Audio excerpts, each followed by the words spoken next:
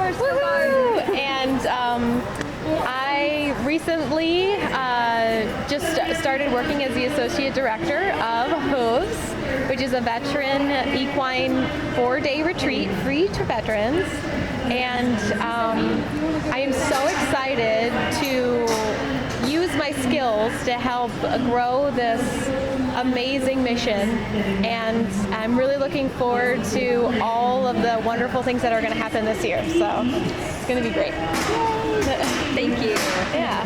And we actually, the three of us had a great conversation last night, Yeah. and we thought it was noteworthy, so we're going to bring that conversation to you all today, and it's going to start with Janelle, and she's going to share a little bit about why she became the Associate Director of HOOVES and Yeah. what path led her there. Yeah, so when I was younger, I took horseback riding lessons, and whenever I was a working student, and whenever I would go into the barn, I really just liked letting out the horses and being around the horses, and I never thought that there was another way that you could be in touch with the equine spirit.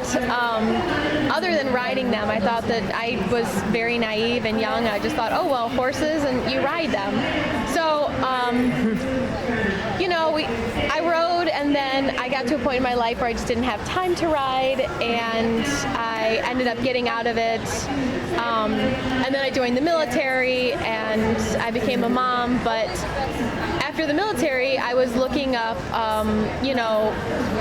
different things that you can do with horses, and I found equine therapy, and I thought that was really, really interesting, and it goes back to my degree in behavioral health and community health, and I thought, wow, equine therapy, that's amazing. And when I Googled, I'm from Toledo, Ohio, and when I Googled equine therapy, HOOVES came up, and even, yeah, so it led me to HOOVES, and I went to their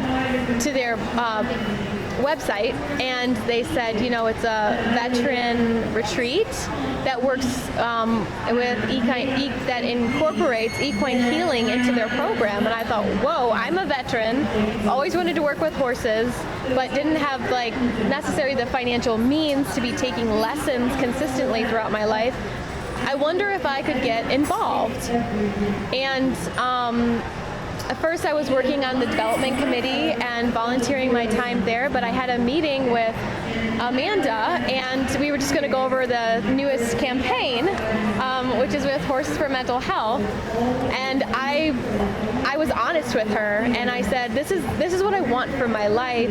I want to work in, gives me chills, because I've never been honest to somebody who was a gatekeeper to this industry about something that I wanted for my life. And so I was honest, and when she heard that this is something that I was really passionate about, she saw my spark and she saw my potential, and it's just rolled from there with beauty and grace, and it's been amazing because it works perfectly as a mother. I get to work with horses, which is what I've always done, and I'm getting to learn all the different ways that you can be part of the equine industry and be in this world, and it's emotionally overwhelming, and so I'm really, really excited, and I hope I do a good job. That's beautiful. Thank you for sharing. Yeah. And it is emotionally overwhelming because there's this level of divinity that just continues to happen in serendipity, and why we're all sitting here today. That's just so beautiful. And for me, the pressure is rising because I have HOOVES, I've created HOOVES, and I've expanded HOOVES to let all these other amazing people in who are such an important part of where we're at today. And I want HOOVES to continue on. But it's becoming like I'm not the best person to continue that long term, because the tools that we've developed and that we're teaching need to be shared with other programs so that we can expand our reach.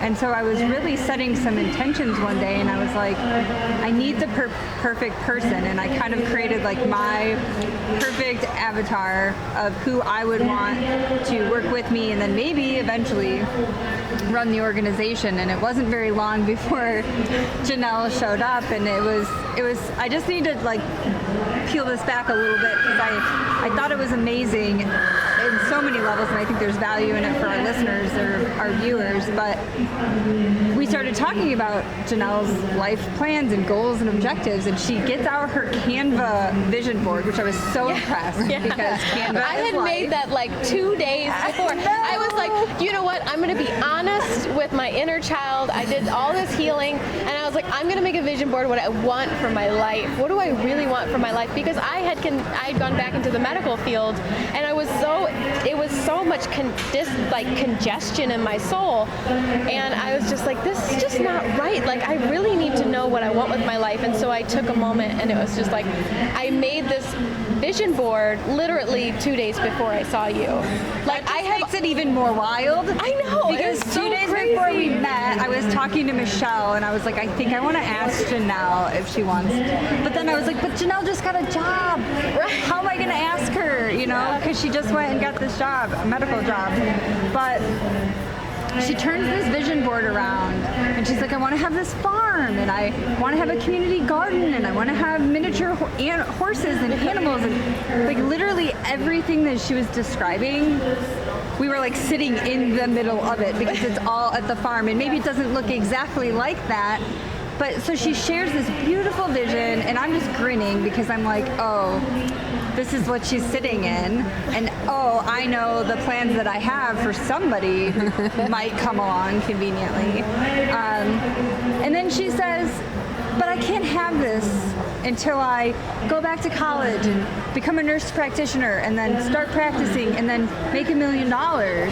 So I have like a really long road ahead of me on how I'm gonna be able to get this. And then I was like, or you could just get paid to have it. And she was like, what? I was like, well, come and work here, and you know, there's so much room for creativity, and my biggest dream for Hooves is that it's collaborative, and it's not just me and my ideas, and it's everybody that makes it what it is. And it was just like the most perfect fit ever, and I was like, please say yes, please say yes. Yes. So, and Amanda was like, would you come join my team? I was like, I will quit tomorrow. She did. I did. I wrote my boss, and I just said, this is an opportunity of my life. Like, I'm gonna do this. And he was like, go for it. So it was blessings on all sides, and the universe has a path.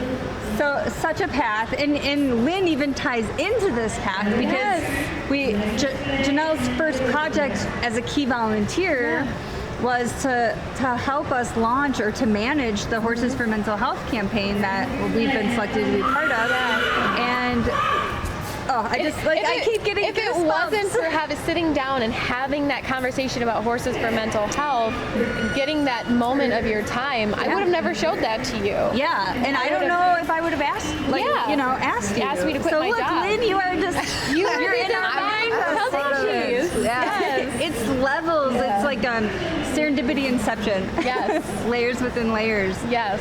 But one of the things we were also talking about in regards to Lynn's mission in Horses for Mental Health is really just being able to get the word out about what the possibilities are for horses and mental health to people that maybe don't necessarily know, just like Janelle. Yeah. It's opened up the whole world. So do you want to talk a little bit about that? Yeah, well, yeah, first of all, this is really fun. Thanks, you guys. Did you know any of that we just said? No, I didn't. Oh, there you but go. I love the whole Canva vision board thing, and so It's worth it. Make a Canva vision board. Show it to people.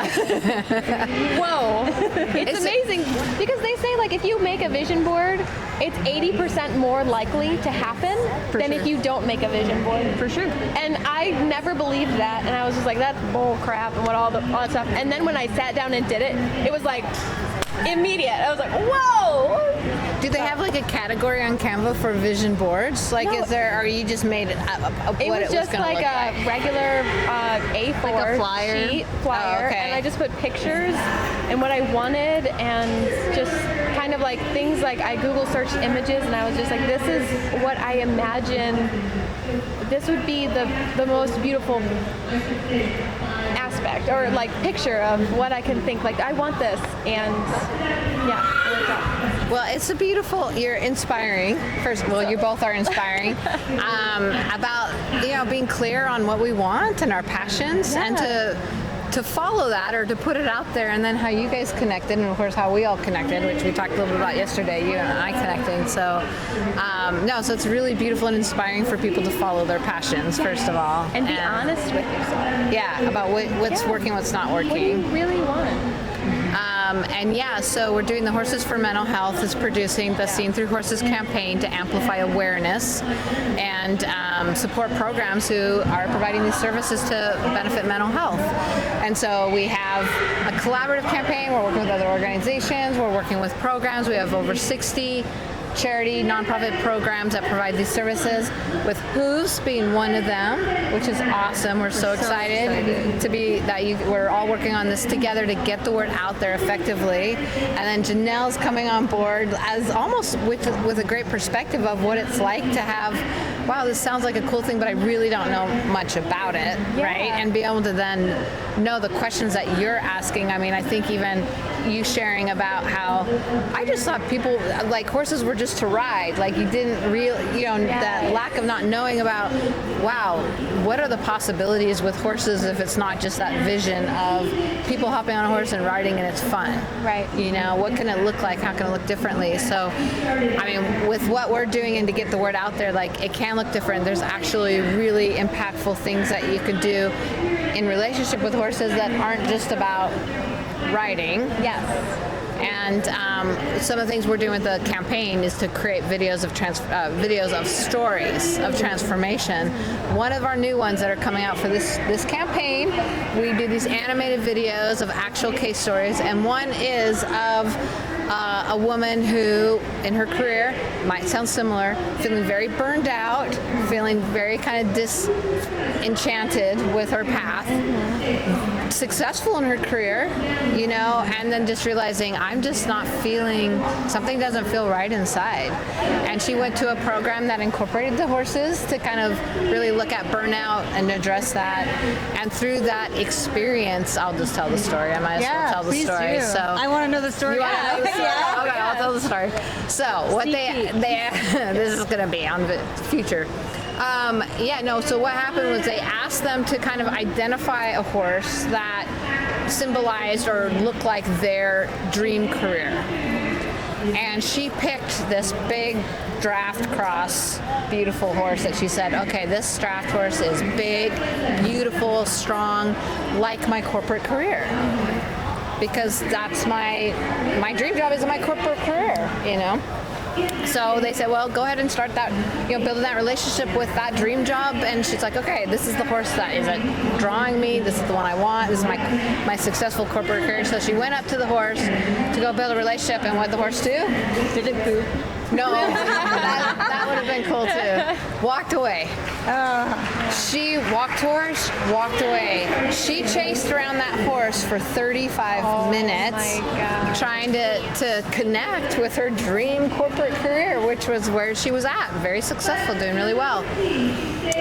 And she threw her hands up in the air and just like, I am really frustrated, and just at that moment, a horse behind her bumped her back.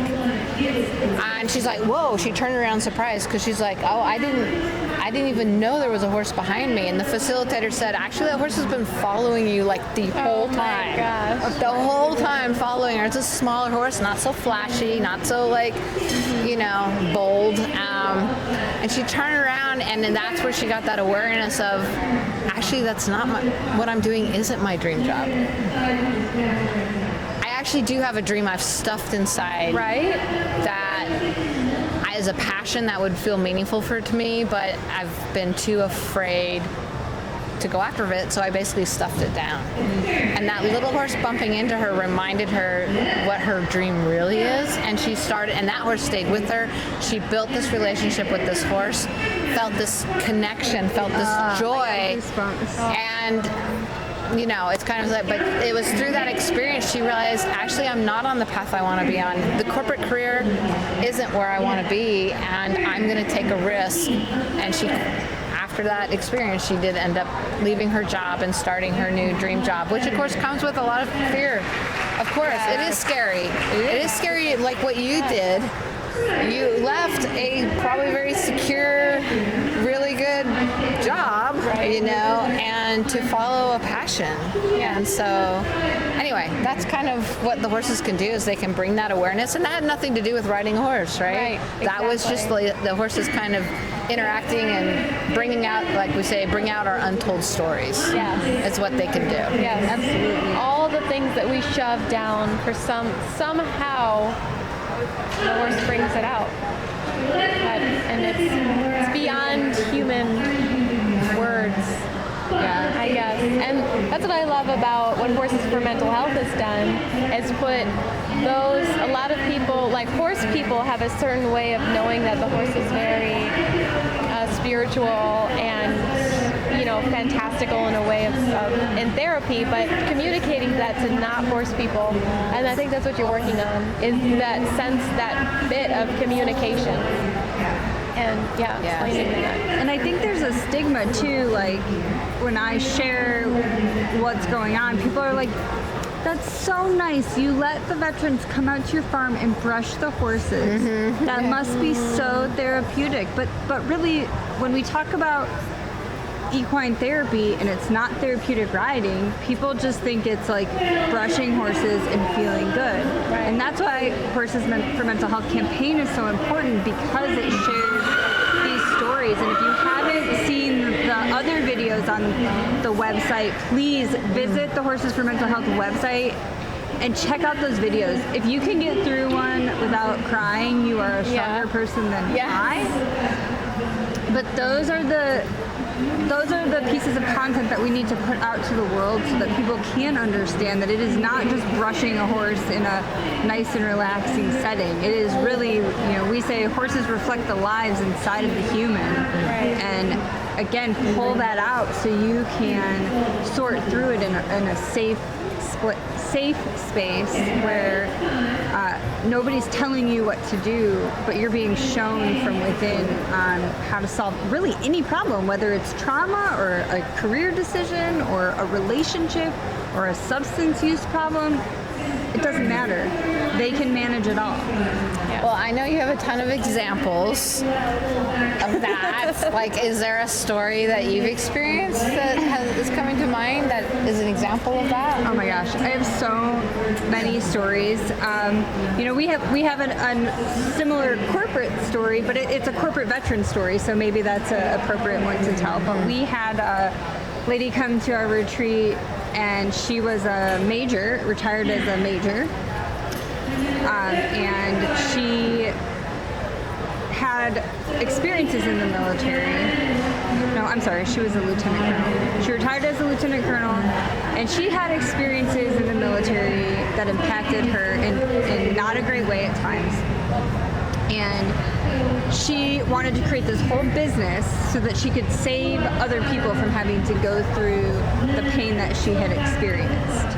And it, even like when she talked about it, it like seemed very cumbersome, and it was like this crusade, but it was more of like, I have to do this, not I would love to do this.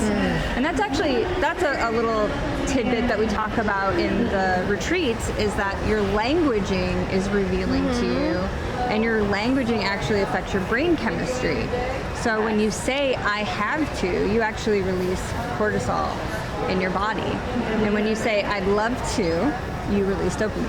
Wow. Well, that's so that's one of the things that we learned and that we talked about. So she carries this idea through the 4 days, you know, and at the end, on Sunday of the retreat, we call it crafting the mission vision. So you're not who you were before you joined the military. You're not who you were while you were in the military. So who am I now? And that can be really scary for people. A lot of people don't know. I didn't know when I got out. So we craft this mission and vision, and it's like, now that you've sorted through and you've gotten the feedback from the horse, who do you want to be? When you can be that person, what are you going to do? When you can do those things, what will that allow you to have? And when you can be and do and have those things, what are you going to give back to humanity? And In the facilitative world, we're not in the business of telling, so we allow everybody to have their own experiences, and then we rely on the horse to show them the way. So she gets to the final day, and her mission and vision is very congruent with this crusade that she's on to save other people from going through what she went through.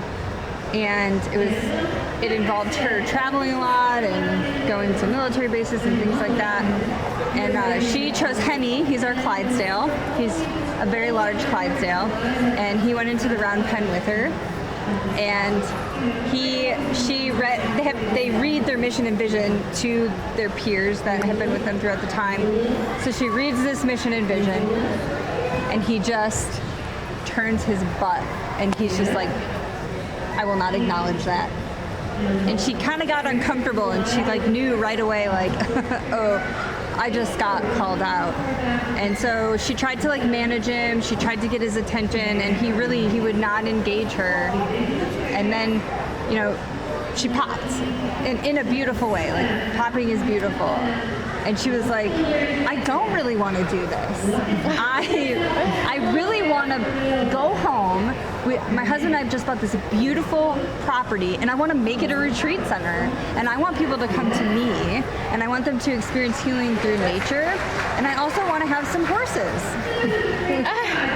And as soon as she spoke her truth, he just turned around and magnetized, right? And came and just like wrapped his body around. And so we teach and we believe at HOOVES that when the horse arcs its body around you, that's connection, right? And so he was basically totally disconnected when she was disconnected, and when she really connected with her true purpose, I mean, it was like magnetic. He just came and he spiraled her and just was like he hugged her. And so she did. She went home and got to work.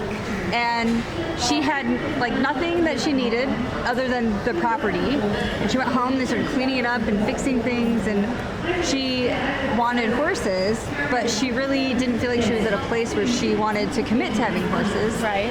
So she connected with a camp. And in the wintertime, in the off season, they need places for their horses to go. Right. And then in the summer, they take them back. So she was able to source a couple of horses without the full responsibility.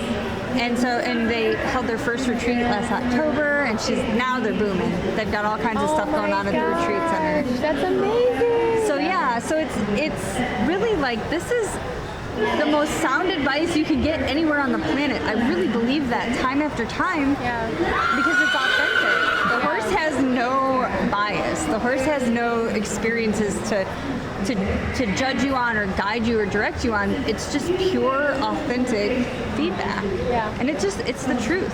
And sometimes it stings. And sometimes it doesn't look like what we think it should look like. Yeah. But if we listen, if we follow that, and I think she did a vision board as well. Yes. So that story just ties into all of this. But make a vision board. And that's the second part, right? And I just talked to her last week, and she's just been wildly successful, and she's had all these opportunities open up.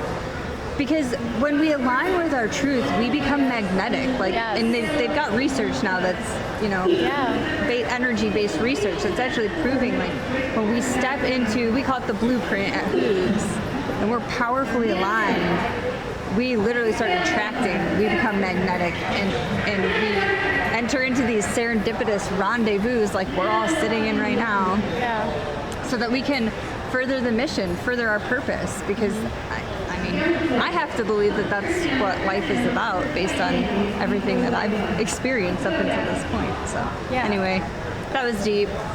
That's a really deep story. I know. And I love that she had good intentions. You have good intentions sometimes in the plan that you make. You want to do good things for humanity, but it just doesn't align. Like when I wanted to become a mental health nurse practitioner, I had all good intentions of helping people, but it still was wrong. It still wasn't the right path for me. And I was having so much anxiety about going back to school, and it was just like I wasn't sleeping at night, and I was just, because I have a daughter, and that is a lot of work too. So it's just everything worked out perfectly. And it's when you're truly honest, and you get that feedback, and you really dig down deep past your intentions and into your soul. And here's another fun fact, actually. So there's two types of stress, right? There's distress, and that is a negative stress that impacts your body in negative ways. And so like when we're not living congruent with our purpose, we actually live in distress, and we release a lot of cortisol into our body. And we all know, because we've all experienced entrepreneurship, there's also stress that comes with entrepreneurship, right? But typically when you're an entrepreneur and you're starting your own business, it's from within you, it's intrinsic. And so we'll still encounter stress, but because it's stress that's in support of our ultimate mission and vision, it's actually called eustress. It's a different type of stress. And it's a type of stress that releases dopamine. And so we can be stressed, but we're still in pursuit of our higher mission and our higher purpose. Yeah. So it can actually empower us to get through things that we, instead of having crippling anxiety and imploding and melting down, we can take on these challenges and still be stressed and still be like, what the hell am I doing with my life? But it's the eustress is the brain chemical that keeps us going through challenging times and keeps us okay. And, you know, I mean, I guess if you wanted to take it too far, say addicted to our mission, but I would say connected to our mission, right? It helps us connect. And I just think it's so important. And everybody I talk to, I try to just ask them, like, what do you love? And what's stopping you from doing more of it? Yeah. So. I love that word magnetic had stood out to me when you first said it too, about that, because first the horse is teaching us that openness to possibilities, and second that those may not look the way you think it's going to look. That's what like all these stories so far have been like, okay, all right, now I'm aware that been in distress, right? Now I'm aware that things haven't really been connecting, and now I'm discovering that, okay, but what I thought I wanted is actually looking a lot different than I thought it was going to look, you know, kind of thing. And Absolutely. so it's been kind of... Yeah, we get so attached to forms and we judge the form. Chances are you probably have a lot of things in life that you already want. They're just not in the form you think they should be in. Interesting. Which is scary. It's powerful, That's and it's powerful. scary.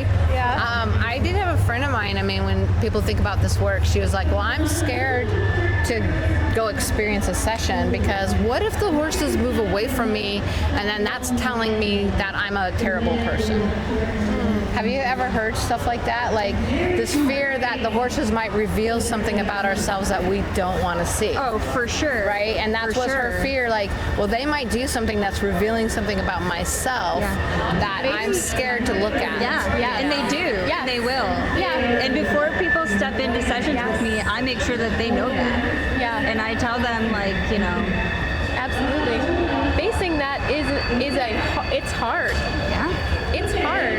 Facing that, if you know there's something I don't want to face, and you walk into the arena with that, you're gonna face it. Yeah. And when people enter in, I guess, with that fear, I tell them, like, I would encourage you to just ask the horse how to help you want to see it. So they don't have to maybe help you figure it out right now, or maybe your fear is I don't want to see it, but take that to the horse and get feedback from the horse on just how to be able to want to see it. I love that. And you know, it works every time. When you say taking it to the horse, do you feel like taking your energy, your frequency to the horse, and seeing if that's the true if that's your true energy? Is that what you mean? So I don't know if, I guess I could say we have a kind of a unique facilitation model. So we have charts that we use, and so I've spent a lot of time with the horses gaining feedback on how they pick up on people's energy and kind of tracking that. So when I say take it to the horse, I encourage people, like we ask the horse questions. So I'll have them ask the horse a question out loud, and even though they don't speak English, horses can feel our thoughts before the words leave our mouths. So we can take things to the horse, and we can ask them to show us how to move through things, and then they speak back to us through body language. So when I ask a horse a question, I then observe their actions, their inactions, what parts of their body they're presenting, what are they doing, and so really, like, we can talk to a horse just like we would talk to a therapist, and we can get real answers. Now, and some of those answers, would you say to that they're really like, what am I putting on that meaning for me as from the horse as well? I mean, there's some things are like, okay, this is kind of like when horses behave this way, this can tend to have this meaning. But other things are, wait, that is really meaningful for me because of my story. What I am putting on this experience is impacting me, and because I'm feeling the experience. I'm not just sitting in an office talking about it. I'm in an experiential experience, right? Like, yes. Any thoughts about absolutely. Like, and so, like, again, like, this is kind of a unique model, and we're just starting out in this. We've only been testing it for 2 years. So when we gain the feedback, I'll tell a story. Okay. So, again, we do have charts for reference, but we never tell people what they, like, it's for you to make meaning of what the horse says to you. But in these charts, I had a lady come in, and she volunteered to do this session. And so I don't even know what the question was, actually. She didn't say it out loud because we were doing a group demo. So I said, come in with a question for the horse. And we just observed what the horse did. And so the horse went over to her and touched her left hand. And so in these charts, and we use like a lot of Chinese medicine and what different body parts represent. She touched the left hand, which reflects giving too much when I touch the palm. And so I said, the horse is saying giving too much. What does that mean to you? And she's like, oh my gosh, I put everybody before myself. I just go for my kids, for my boyfriend, for everything. And by the end of the day, I'm depleted. And so as soon as she shared this, the horse acknowledged, and then it went over and put its nose in her right hand. And the right hand reflects expecting too much from others. And I said, okay, that's what the horse is saying. What does that mean to you? And she's like, well, yeah, I expect everybody to give like I give to them. And then when they don't, I get very angry. So I said, great, thank you so much. And so we gain the feedback through the charts. So the horse has helped us identify, right?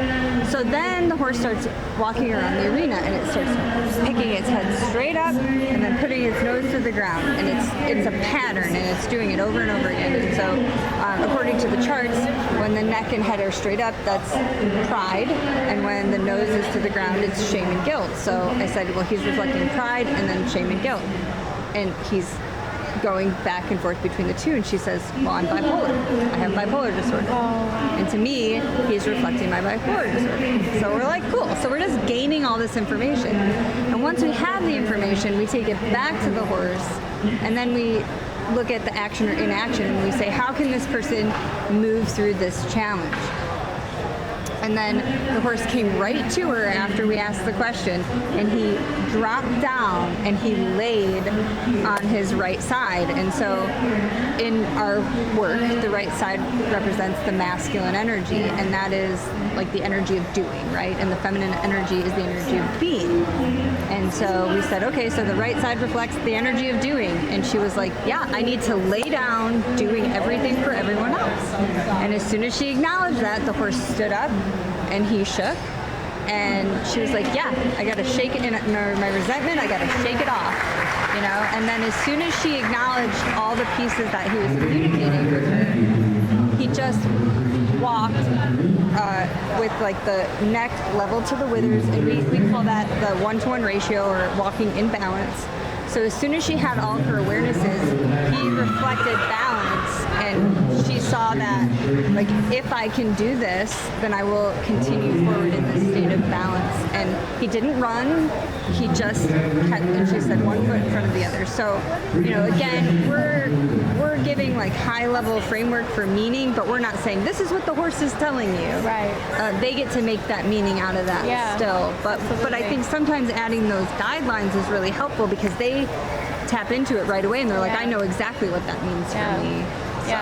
So I think it's great because in therapy, someone is sitting there with a pen and paper being like, give me everything, and that can be a lot of pressure. Like as somebody who's personally been through a lot of therapy, that is just like blah, blah, blah, telling my story. But when you're with the horses, you get to process your story as it's coming out, and it's not just like, tell my story, my therapist tells me what's wrong with me, and then we work through that while I sit there in an office. It's like you're in the open air, you're processing through it as the horse is guiding you through that intervention, and that just takes an immense lot of pressure off of a lot of people than just sitting in therapy. Well, I love that you said story because that actually ties into Lynn's other business. Yes, thank you. Which is Arenas for Change. Which arenasforchange.com, and we are looking at the facilitation side, which you were really nicely sharing. I mean, there's a lot of ways to facilitate experiences. I mean, the horses provide this amazing space to be safe, feel safe. They can give this feedback, but then as humans, as facilitators of this work, what are we saying? How are we choosing to engage? And there's a lot of ways to do that. But with Arenas for Change, that's what we're doing, is we are together learning from one another as facilitators, how we facilitate in an emotionally safe way. And a lot of what we do that helps support emotional safety is to look at things from a mindset of story. I mean, you were sharing, her story was unfolding. I said earlier, horses have an amazing ability of helping us tell our untold stories with prompts. It's almost like, I mean, it's hard to like, okay, just start sharing. I don't know what to share. But the horses start doing things that kind of prompt and activate thoughts that maybe you wouldn't have thought to have. And so, so we learn with that. We learn how to kind of work through the mindset of story with one another and with our clients. A story is unfolding here. What is that story that's unfolding? Okay, well, with this horse is doing this and saying that, and this is the story.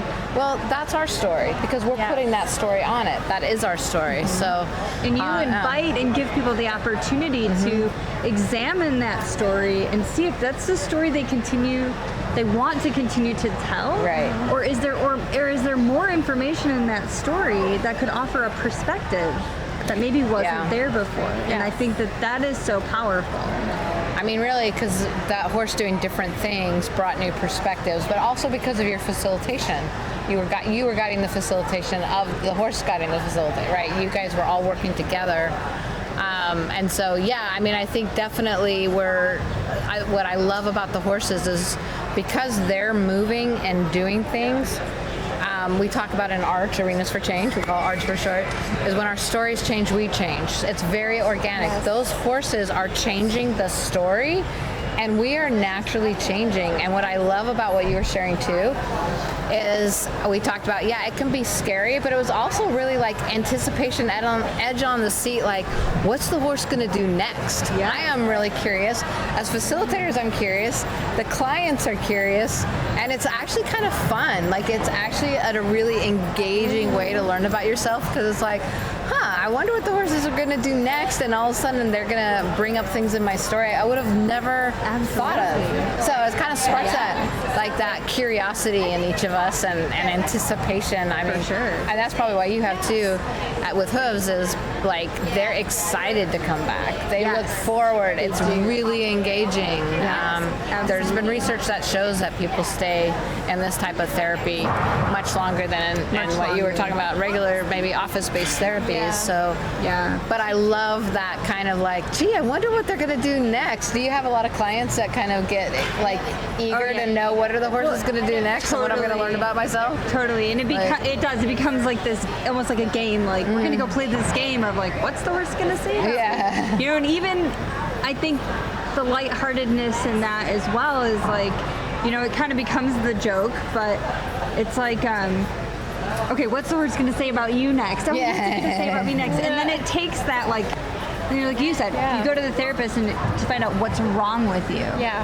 And now it's just kind of like, oh, these are like really cool fortune telling. Like I'm gonna go have my fortune told versus I'm gonna go sit in a therapy session. Yeah. You know. Yeah. But just one more fun brain chemistry fact. Two, to the story that is relevant to the story, and we talk about this at Hooves, is like when we have trauma or we have a stressful situation, we run our story, right? And so people come in and we create these stories of victimhood because we haven't really explored them. And then it's like you have to go to the therapist and you have to tell your story. And as you're telling it, you're reliving it, right? Because our brain doesn't know if it has happened, is happening, or is going to happen. If it's in our mind, our body responds as if it's happening. And then you create new neural pathways. And so the more you tell your story, the harder and the bigger your neural pathways are that lead you into that feeling of trauma, the fight, flight, or freeze. So when we transform our stories, we can go from running our story to sharing our story. So when we go into our story and we find wisdom, that changes, and then we can share our story instead of from a place of victimhood, from a place of inspiration. And so when we share when we run our story, we produce cortisol. But when we share our story from a place of inspiration, we create dopamine, and then we change our brain. And over time, it's like, and this was for me because I had like I had like a 3-hour story of victimhood that I would tell every therapist that would listen. I know, like if you go to a new you want my therapist, story? you hear it again, you say Let it me again. get out my scroll. Right. And now people ask me like about my past, my trauma, my story, and I'm like, I don't even have a story anymore. But what I can tell you is all the beautiful things that came out of this tragedy. And then, when you share your story of inspiration, people can heal just from listening to you talk about your story. Right. And that is the ripple effect. And that's the beautiful thing about Arenas for Change and Hooves and all these other programs where horses help us change our story. Like horses are literally helping us create a ripple effect that's changing the vibration of humanity. And that's why we've got to get it out there. So how would you describe that transformation works? Because you're here and you're living it, and we talk about that kind of. Well, it's actually what we were talking about the other day. It's about awareness. So when you become aware, it's almost like you get some distance from that story, which we talk about in Arch. When we're charactering it, we're in it, we're feeling it. At times we can become a viewer. Yeah.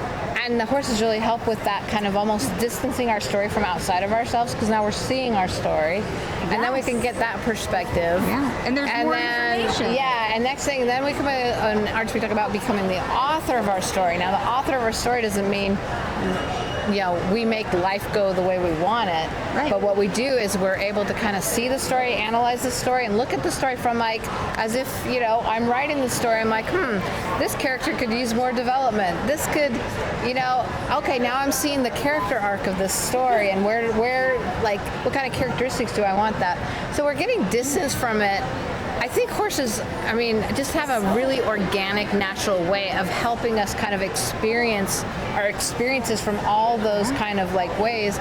Do you have, what's your thoughts more about how that shifts from being in it to being able to share it from an inspirational standpoint? The one thought I had too, just on that, is that it ties into a vision board, right? The horses help you bring out the vision through this in the story, right? So bringing that awareness and creating different parts of your story is like creating a vision board. And so if we want to change our story and we change it in our mind, it will come manifest. Yeah, when you made your vision board, what changed for you by putting it on a vision board like that? It took away the fear. I just said, you know what, I'm gonna say this is what I want. Because I have a picture, and I'm not afraid of it. I'm not afraid of the picture because I can see what it looks like, and it's not so scary. Yeah, I think that's what horses are, like a living, moving vision board. Yeah. That's what they like to show you the opposite too. So a lot of times in our sessions, when we go back into somebody's trauma, there's always another side there that we don't see because we're only focused on one thing. So when we expand our awareness, and sometimes with the horses, it's like I was being challenged in this moment. This was really horrible. Okay, so you were being challenged here, but where were you being actually supported? You know, okay, this was going on and this was terrible, and you feel like these things were missing, but where were they actually in a different form? And that's the beauty in the story, is that when we really go back into our stories, we can find that nothing was actually missing. It just wasn't in the form that we think it should be in, and so we can't see it. So bringing things into our awareness help us see the big picture. And when we can see the big picture, that calms our nervous system. And when we can see the big picture in our past and connect the dots that things weren't actually missing, it gives us a feeling of safety for our future, that even though we will experience challenge, because that's inevitable, that the other side will be there as well. Right. And that's how we move forward with eustress. And we know that horses are feedback, and life is feedback. Everything is feedback. And so we call it, when we can see everything as feedback and we can gain the wisdom in everything that comes our way, we can move from being a victim of our history to a master of our destiny. Yeah. And that's really where we get to create the life that we were meant to live. Yes. And as you were sharing that made me think again of the story mindset. You know, a victim of our, what'd you say? Victim of our history. Our victim of our history is kind of like being a character. Characters are, being told how to be, right? Yeah, you're someone is writing it. Master of our destiny is, I'm now the author of my story. 1,000%. Right? I got chills. That's cool. Yeah. Well, thank you all so much for tuning into this deep conversation. Yeah. That sounds so